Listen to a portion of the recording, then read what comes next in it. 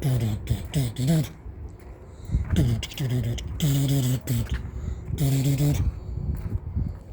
a put channel 108. No channel you need to watch. No channel you see. The channels you watch, the channels I see. Not easy to impress, only to express. Today is January the 28th, 2025, sorry. Fucking hell. I lose track, every year goes by in a blink of an eye. It's June the 28th, 2025, assuming Christmas 2033, assuming Easter 2040, after which the vapor canopy will return. So a little bit more on this queer Starmer thing, topic of the day, you know.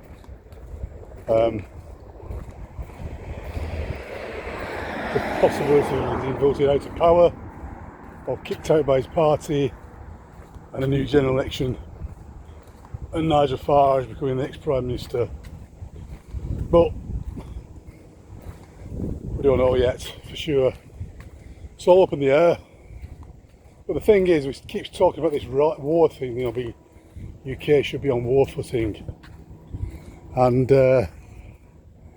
war footing, and they're not actually specifying what kind of war this is, as I was talking yesterday about it.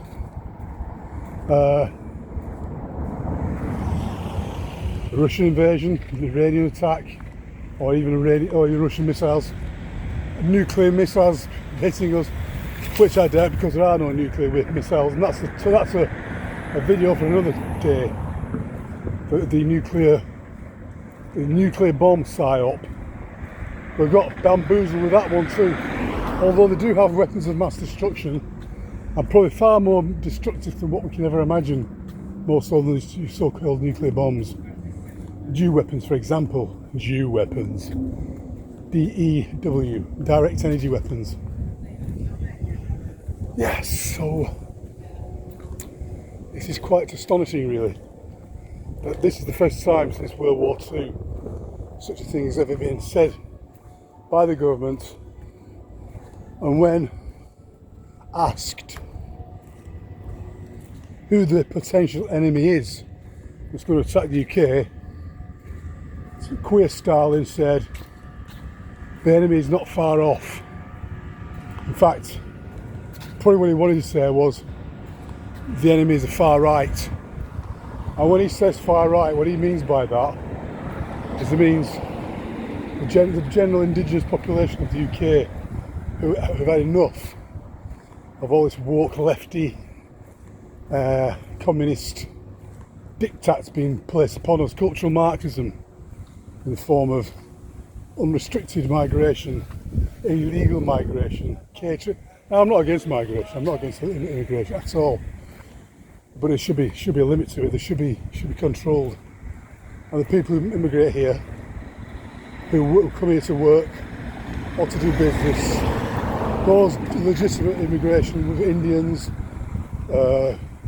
West Indians, or whatever country they're from, Africa, if they come here to work. But again, you've got to put a little limitation on it, you know. Now, it's a very far right thing to say, putting your own people first now. If you say you've got to put your own people first, you're a right-wing extremist, you're a right-wing bigot.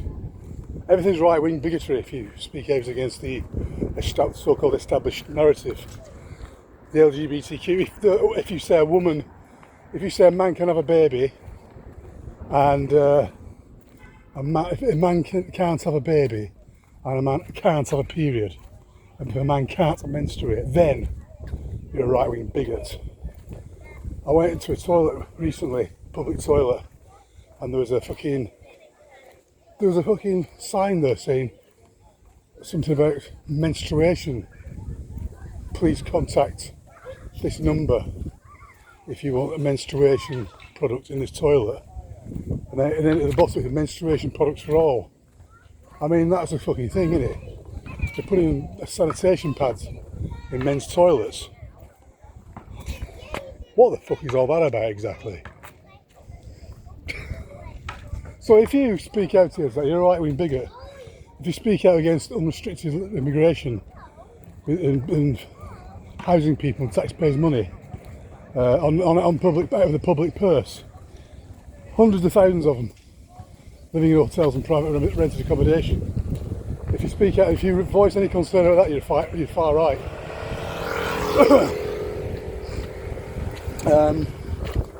Grooming gangs, that's the other one, isn't it? I don't think I've spoken too much about that, have I? Yeah. The grooming gangs in the north of England and other towns, Luton as well, and I think Bristol, I'm not sure. But mainly was Brochdale, Burnley, Rotherham. Rotherham was a hot spot. Grooming gangs, Pakistani grooming gangs. Police turning a blind eye to grooming gangs because they didn't want to be classed as being racist. I like this cannon here. It's allegedly a Turkish cannon, 500-year-old cannon. I think it was made in Egypt. Egyptian gun. An Egyptian gun made circa 1530 by Muhammad, son of Hamza. The inscription translates as Sultan Suleiman, son of Selim Khan, Sultan of Romans and Persians, may his name be glorified, commanded the construction of this gun as an offering to God. May he be exalted for the vanquishment of the unbelievers, enemies of the empire and religion, who have entered certain harbours of India. Cairo, AH 937 AD 1530, or 937 with the Muslim calendar, wouldn't it? Now it's funny how they put that there, isn't it? Yes, it's a historical inscription explaining something about this gun and the culture of the people who built this gun. And the people who built that gun were actually Muslims, the Ottoman Empire. It's an Ottoman Empire gun, and they were all about crushing them. They wanted to crush the whole of Europe. They were all about crushing Europe, and the Ottoman Empire at that time, particularly in the 1500s, they were hell bent on going west and turning the whole of Christendom into an Islamic caliphate, just like Spain used to be under the Moors. Anyway, it's topical because now what we've got going on now is the mummification of the UK. Yeah, if you say any of that stuff, it's right-wing bigotry. Now, I've got nothing against anybody. I've got nothing against any race or any religion, any people, any individuals. I take people on face value and individuality, you know. I don't judge people from what colour of skin they are or what race they are.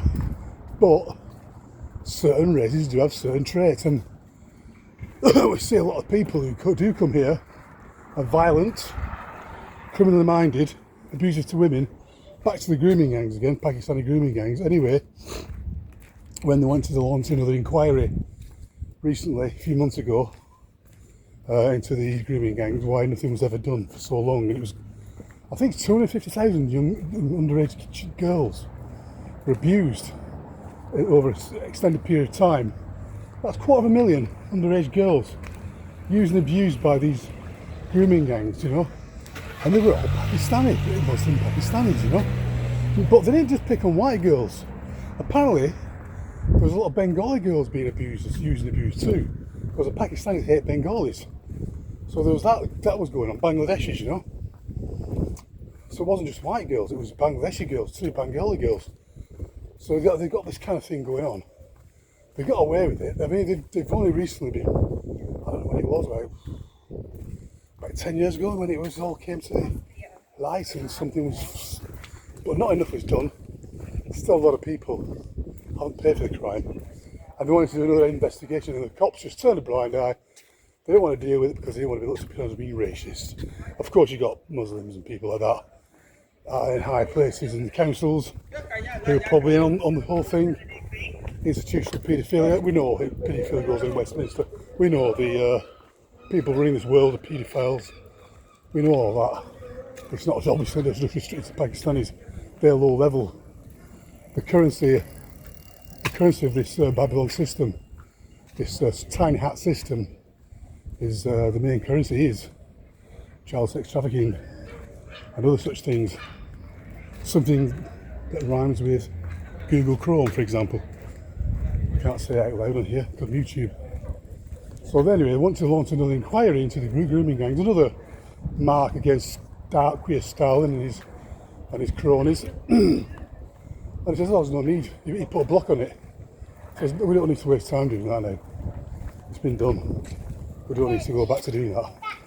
Now we've got to remember that Queer Stalin, he put a halt on the another inquiry into the grooming gangs, and you've got to remember he also prevented Jimmy Savile from facing justice when he was the head of CDC at the time. He was under investigation. Queer Stalin, as head of the CDC, with his waggly wig on, said, there's not enough evidence. But there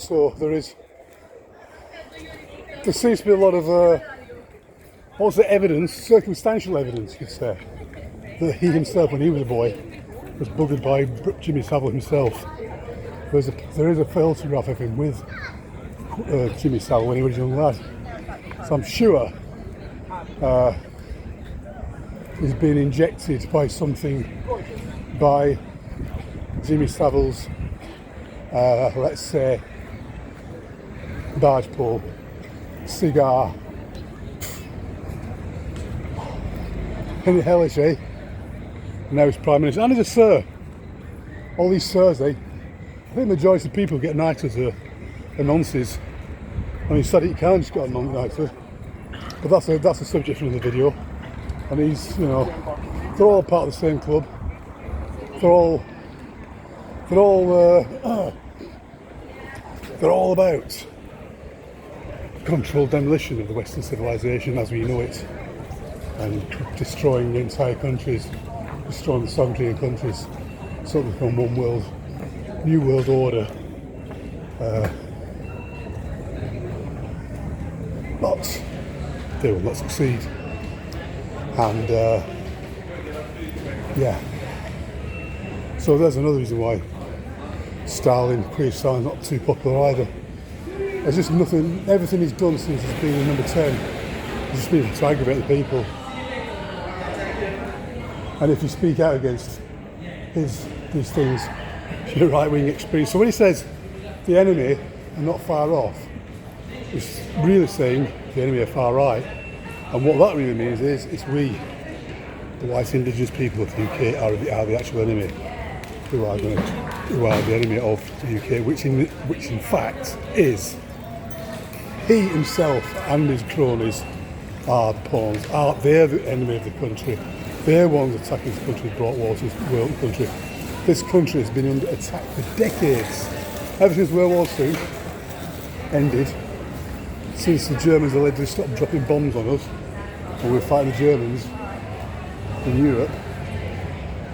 Ever since that war ended, UK continues to be under attack, and it's documented. The various methods of attack have occurred across UK. A subject for another video. Peace, bless, namaste.